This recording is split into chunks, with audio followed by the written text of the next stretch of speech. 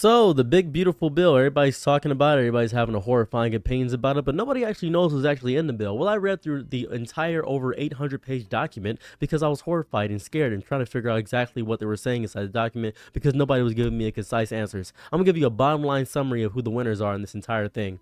Corporations, they're going to get bigger tax cuts. Any wealthy individual, anybody that's in the higher echelon, any small business owners that actually have a successful business margin, they're actually going to get a lot more money. Military contractors, because there's going to be an increase in defense budget spending. The fossil fuel industry, because it's going to focus on gas, coal, oil energy, as opposed to clean renewable sources such as solar and things of that variety, and electric and things like that. Anybody that's a religious conservative, because it's going to be more so center hold and focused on the aspect of working hard and tying up your bootstraps, and it's going to kick off a bunch of people that are not able to get a lot of few things. Let me explain this better. Anybody that's able-bodied is going to be having to work. Anybody that's able-bodied in totality. Gun owners as well are also going to have a lot easier time getting guns. That is the entire thing. The losers are low-income Americans. Anybody that's low income, anybody that's on Medicaid, SNAP, anybody in the LGBTQ, because they're getting rid of a lot of DEI initiatives or initiatives strictly based on things that are pertain to your skin color or your sex, race, or things of that variety. They're getting rid of that. Public education is taking a huge dip because parents are going to have the ability to pull kids out of specific programming if the parents doesn't feel like that is a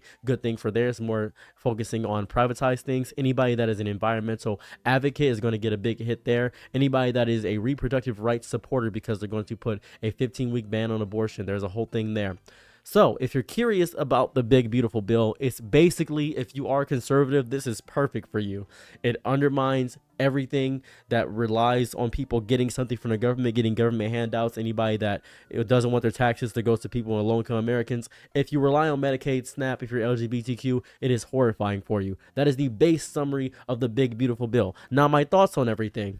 I'm not even sure why this bill is even in the works. This feels terrifying. To give a tax cut to the highest corporations and wealthy individuals seems a little bit insane. I do agree that we should increase our defense, but cutting Medicaid is a horrifying thing to do when Trump has stated multiple times that he wasn't going to cut Medicaid. It feels stupid that he's doing so. Gun owners getting a boon is really crazy and seems kind of sidewinded. It feels like they implemented too many things in this gigantic bill to destroy people, and I feel like a lot of people didn't read the entire 800-page docket. I feel like people are skimming over it. I read the entire thing and it seems horrifying and scary. You can read it on the Congress website. It is on the website. If you just look up big beautiful bill, you can read the bill yourself, or you can look for a summary which they leave things out. I recommend, if you have time, read the bill yourself. I recommend doing that. I am scared.